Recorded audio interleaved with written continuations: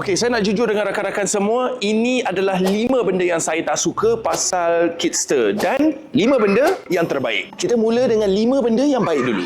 Nombor 1, Ninja Course. Budak-budak datang sini terus jadi atlet parkour. Lompat, panjat, bergayut, lepas tu energi terus habis. Nombor 2, All Day Pass. Masuk, keluar, makan, minum, masuk balik, tak ada masalah. Zero halangan. Nombor 3, playground yang lengkap. Ada slide, rock climbing, trampolin, Lego besar, game interactive screen, semua ada. Kidzter juga ada baby room, tempat yang penuh beraircon dan sesuai untuk semua peringkat umur. Tapi janganlah tua sangat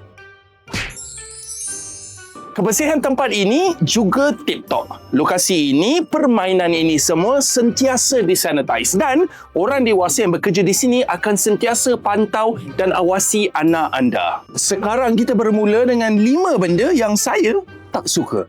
Stokin wajib. Lupa, memang kena beli. Ninja Course buat parents rasa nak try. Tapi confirm, esok krem. Nombor 4, swing cute gila. Tapi adults tak boleh naik. Ni macam boleh naik. Nombor 5, bila bersih sangat, anak rasa selamat sangat pula. Lepas tu tak nak balik. Najimat, dapatkan promo beli 3 percuma 1. Dan yes, Kidzter akan dibuka di Penang, Pahang dan Perlis dengan permainan yang happening. Follow kidzter.my for more updates.